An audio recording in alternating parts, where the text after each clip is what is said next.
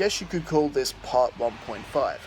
Hey guys, DB right here, and today I am continuing with what if Raditz was sent to Earth instead of Goku, and I was actually surprised to see how many people participating on this what if. A couple of yous came up with some pretty cool name suggestions for Raditz and Bulma's first child, and I will be going a little bit further into the events of Dragon Ball, unlike in part 1 where I sort of more or less skip through it to get to the Saiyan arc quickly. And well, thank you Mike Logan for pointing out the bits I missed, as well as your name suggestion. Unfortunately, it was down between your name and Muix5000YT's name suggestion for Radicor, and you both had the same amount of likes, so it was literally down to a coin toss. So, the name of Raditz and Bulma's first child will be Radicor. But I do thank you for participating and everyone else who participated. It's really awesome. This is what makes our what if stand out, you guys putting your input in like this. And well, and thanks to your suggestion, Mike Logan, we're going to go a little bit further into the events of Dragon Ball before we continue where we left off in the story. So, like I pretty much said, most of Dragon Ball pretty much played out exactly the same, with a couple of minor differences.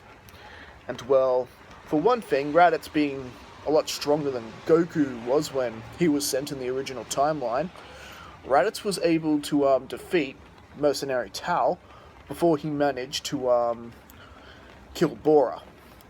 And well, since Grandpa Gohan's alive, Raditz is not looking for Dragon Balls, because he thinks the 4-star ball has Grandpa Gohan's soul in it.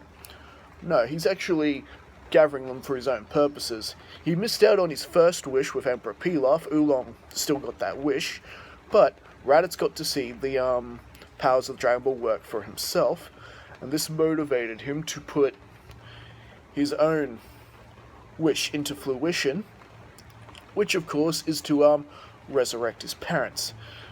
And mind you, he does succeed in gathering the Dragon Balls and granting the wish for himself.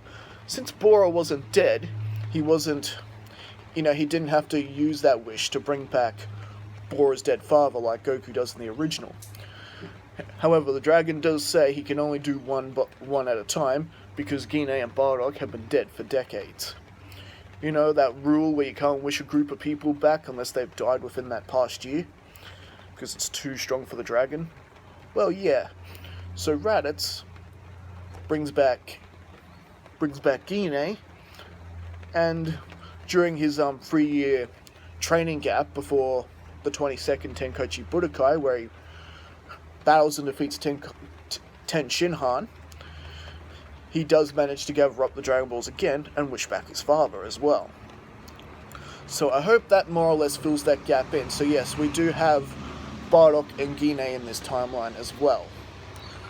And as I said, pretty much the rest of Dragon Ball played out per normal with the King Piccolo and Piccolo Jr. arc, except Piccolo was defeated even easier just because of how powerful Raditz is. And not to mention training harder, because he does more or less have intentions of avenging the Saiyan race and ridding the galaxy of Frieza, so he definitely does have that motivation to train hard. And if I didn't establish that in the last part, I do apologize, because remember, this version of Raditz is stronger than the original. A lot stronger.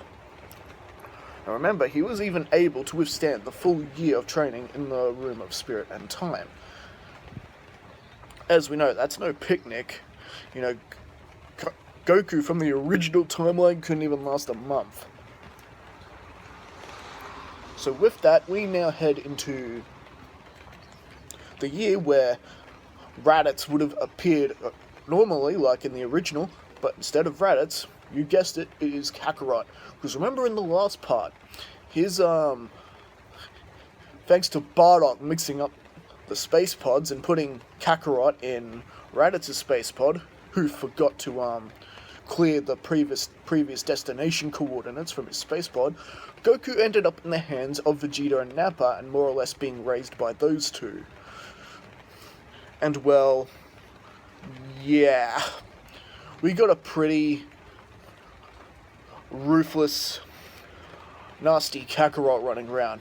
He's actually a lot like his father Bardock in retrospect, and does believe in teamwork and camaraderie and things like that. Even though Vegeta and Nappa more or less scoff at this, they can't help but be impressed with Goku's potential, especially since, unlike Raditz, he actually throws himself completely into the fray, and because of this, Kakarot more or less gets really strong. He's actually the second strongest out of the three. He's not quite on Vegeta's level yet, but he's pretty close, while Nappa's the weakest.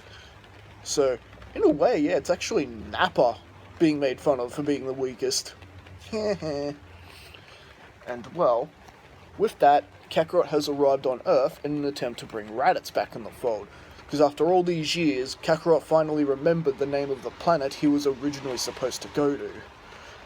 And, well, just took a bit of looking in the Frieza Force databanks to find out where Earth was, and there you go. And, well, with that, we left off right at the very reunion between Kakarot and Raditz, and needless to say, it's definitely intense, and this is where Raditz more or less reveals the truth that it was in fact Frieza that destroyed Planet Vegeta, not some ridiculous asteroid. Planet Vegeta's defenses would have taken them out. If it were an asteroid, they would have seen it coming because of their scouters. And well, the only logical explanation is that, well, Frieza did it. You know, they'd think Frieza was friendly, not really prepared for an evacuation, and suddenly, bye-bye Planet Vegeta. And Kakarot, he's more or less believing this, especially when Bardock and Gine come out of the Kame house and see Kakarot before them the first time since they send him away. And Kakarot is just overwhelmed. Even though he was raised by Nappa and Vegeta to be a nasty Saiyan, killing people, and he never really felt right with doing it, much like both his parents. Because remember, in Dragon Ball Minus, even Bardock was getting sick of destroying things, didn't really understand the point of it. He still did it, but, you know, he at least knew on some level it was wrong. Kakarot was more or less on the same boat, more or less just trying not to be killed by Vegeta for being useless. Which wasn't a bad thing, he got really strong because of it. And well, this is where Kakarot more or less opens up for the first time, and Kakarot actually does believe Raditz's tale that Frieza destroyed the planet. After all, Bardock and Gine were there, they saw it themselves. They were killed in that blast. And they were, well, brought back by the Dragon Balls. Which Raditz and Nappa and Vegeta have heard that, and now they're piquing an interest to go into Earth. Now, they have overheard everything. Do they believe that Frieza destroyed the planet? Well, no. Remember, they did hear rumors about that from time to time, but they didn't actually believe it. Vegeta didn't even believe it until Dodoria actually told him himself. So with those, we capture Raditz, we're gonna bring him before Frieza. He can explain to him what he's been saying. And well, what about that Bardock and Gine? Do you think they're really alive? If they are, well, I guess that means the Dragon Balls do exist. How does immortality sound to you? Oh, Vegeta, I do like the sound of that. Vegeta and Nappa are on their way to Earth, and at this point, Kakarot has no intention of starting a fight with his family, not to mention he'd lose. Bardock is still stronger than Kakarot, and Raditz is not far behind from, more or less meeting Kakarot's level. Remember, Raditz isn't afraid to train here, and with Bardock there, he does get additional training from him, them sparring being Saiyans, as well as Bulma is not so, I guess, freedom demanding, you know, like Chi-Chi was with Goku, so he had more of a chance to train, and Radicor, the son of Bulma and Raditz, also getting involved in training. And, well, he's pretty smart too, the little kid, because, well, he's getting quite a good education from his mother, being, a member of the Briefs family. And, yeah, he's quite interested in how, the spaceship works and engines work, and Bardock more or less takes an interest in this too. After all, he used to help his dad when he was a child look after the space pods and things like that when he was a child. And, well, with that, yeah, Kakarot more or less puts his scouter to the ground and smashes it, and warns them that there is a strong possibility Nappa and Vegeta are going to be coming here looking for trouble. Now, Bardock is strong, but he's not stronger than Vegeta, and, well, neither are Raditz and Kakarot, so it's time to hit their nose to the grindstone and begin some training. They're going to need to pick up their strength for the next year if they're going to stop Nappa and Vegeta, who are more or less coming here to do the same thing they were going to do in the original. And, well, as for Kami, after all, these Saiyans have done so much for his planet in the past, stopping Piccolo Jr. and everything like that, so, more or less, Kami wishes he could do something more or less about it. So, since no one's using the Dragon Balls at the moment, because no one died in this encounter, he actually decides to wish for his youth back and begins spending a day or two in the Room of Spirit and Time, so he can at the very least catch up with the other warriors. The Guardian of Earth no longer needs a watchful guardian, it needs a warrior who can actually defend it.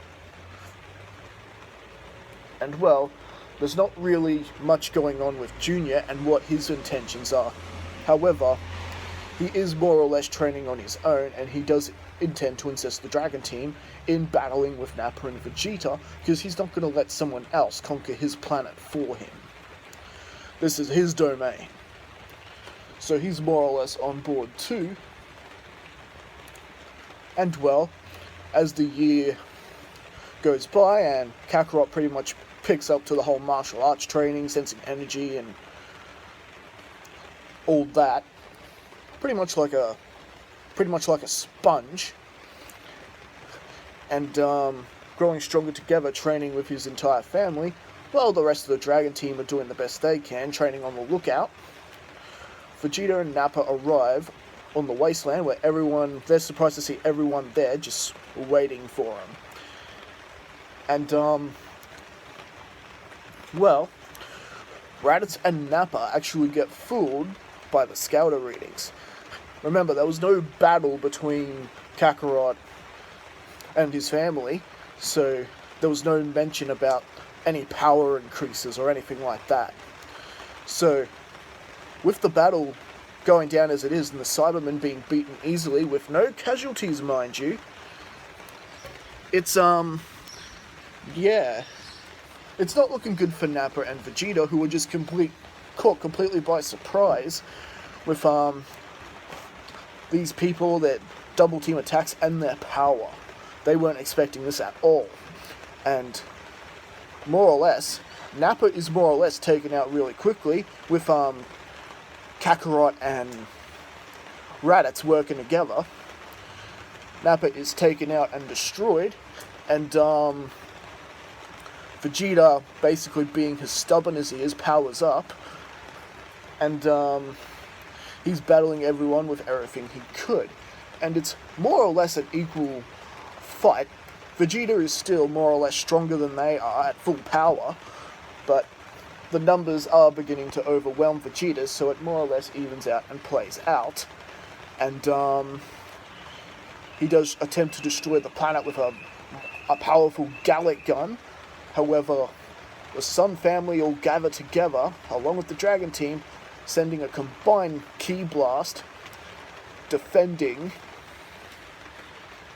from the Gallic gun, and sending Vegeta flying and badly wounded.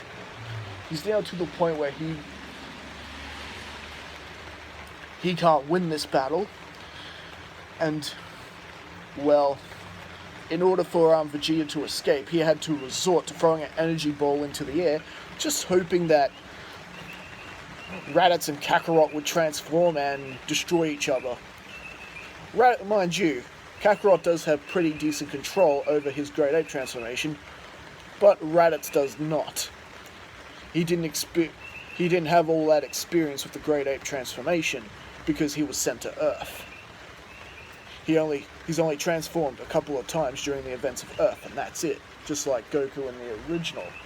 So, Raditz and Bardock are trying to keep Kakarot under control, while Vegeta has basically escaped in the chaos, vowing to return to avenge his loss. And well, with that, the Dragon Team more or less go home with a couple of cuts and bruises. That's it. And I think that's actually where we're going to leave things for right now. So what do you guys think? Did you like that part? Did you like that we still got a Nappa and Vegeta fight? I didn't really want to have Nappa and Vegeta join them this time because it'd just be too much like my What If Fasha survived What If. I don't like my what ifs to repeat, so I wanted to keep it as Nappa and Vegeta choosing not to believe the Frieza destroyed their planet and just trying to take the Dragon Balls for themselves. Anyway, thank you guys for tuning in. I do apologise for the weather. Unfortunately, I can't help that, and I'm not going to let it, stop me from recording. And thank you guys who participated in the previous part. It's always a big help, because like it says, it makes our what if stand out a bit more, and it gives you guys a say in it. So keep adding your feedback. If you feel like there's anything I've missed or skipped, definitely add it to the comments, because I can always cover it when I do the next part. It's no problem, it's an easy fix. And again, thank you Mike Logan for participating. UX5000YT, awesome name suggestion. And yeah, and I will see you guys again next time for the next What If. Alright then, catch us later.